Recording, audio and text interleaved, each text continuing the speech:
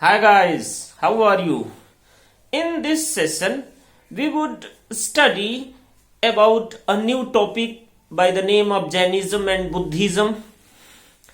In the 6th century BC, we find traces of various sects in the mid-Gangetic plain. They numbered as many as 62, and these sects were dependent upon local traditions and rituals. But among these sects, only Jainism and Buddhism were most significant. In this topic, we would study about Jainism and Buddhism one by one. First of all, we would analyze the background for the origin of these sects, particularly Jainism and Buddhism. As we know, the Vedic society was based on Varna system. According to Varna system, the society was divided into 4 Varnas such as Brahmana, Kshatriya, Vaishya and Shudra. The Brahmanas were the dominant class in the Vedic society, and the main functions of Brahmanas were teaching, study, yajna, particularly sacrifices, etc. Due to their dominant role in the society, they occupied significant place in the society and they got many privileges and many entitlements too. They got the entitlement of paying no tax, and they also got various other privileges and rights too. They can't be executed or they can't be murdered. They have no right to pay taxes, and many other privileges and rights were assigned to Brahmanas in the Vedic period. The next Varna was the Kshatriyas. The Kshatriyas were second to Brahmanas, and they occupied also significant place in the Vedic society, and they were ranked after Brahmanas, and they were at the second place. But this class was also a dominant class. This class also played significant role in the society. This class was the class of warriors, and the main responsibility of this class was to protect and preserve the society. That's why this class was also a significant class in the society. The upper 2 Varnas were dependent upon the taxes paid by the 3rd Varna by the name of Vaishyas. The Vaishya ranked 3rd in the Vedic society, and Vaishyas were assigned to agriculture, animal husbandry, and some types of trade and commerce in the Vedic society. And this class was only the taxpayer class, and the upper 2 Varnas were living on the taxes of this Varna. And these 3 Varnas were recognized as Dvija in the Vedic society. They had the right of Upnayana, or the sacred thread, in the Vedic society, and the 4th Varna was the Varna of Sudras, and this Varna had no right in the Vedic society. This Varna, the right of this Varna was only to serve the upper 3 Varnas.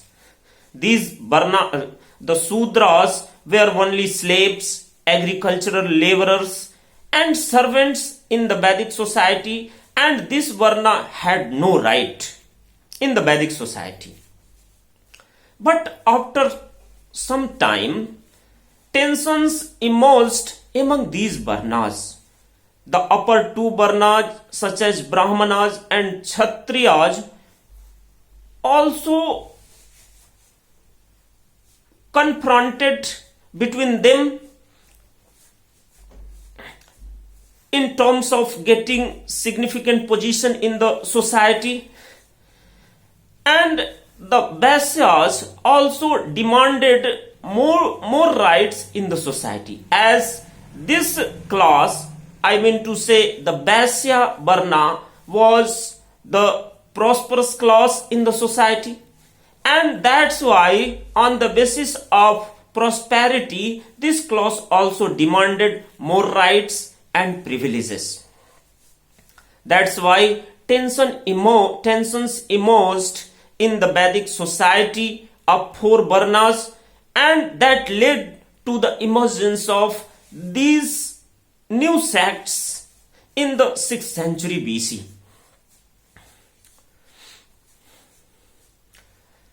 Moreover, the 6th century BC was the period for the emergence of new cities and towns in the mid-Gangetic plain. We find traces of many cities such as Kushinagar in UP, Vaishali in Bihar, Champa in Bhagalpur district of Bihar, and various other cities. The life of the people in the city was somewhat different. The first of all, we find traces of punch-marked coin in this period, and due to the emergence of punch-marked coin, trade and commerce happened in this period, and the emergence of trade and commerce brought the prosperity for the Vaisyas, and the Vaisyas stopped supporting the Vedic religion and customs, and they started supporting new religions and sects such as Buddhism and Jainism in the 6th century BC. These sects provided many opportunities for trade and commerce in the society, such as they provided the opportunity for gaining interest in the society. As we know, the Vedic literature denied to provide opportunity to gain interest in the society. They decried to gain interests in the society, but these sects, particularly Buddhism and Jainism, allowed to gain interest. That's why these sects led to these opportunities led to the emergence of various types of sects in the 6th century BC. And moreover, in the Vedic society, particularly in the latter Vedic period, we find traces of horrible sacrifices. In these sacrifices, animals were sacrificed, and the animals, especially cows and bulls, were sacrificed in these sacrifices, and this animal, such as cows and bulls, were the base for the agriculture in the 6th century BC. That's why people started hating this system of sacrifices, and that's why the people in the 6th century BC started supporting new religions or new sects that denied the system of sacrifices. This was the background for the origin of new sects in the 6th century BC, particularly Buddhism and Jainism. First of all, we would try to analyze the Jainism.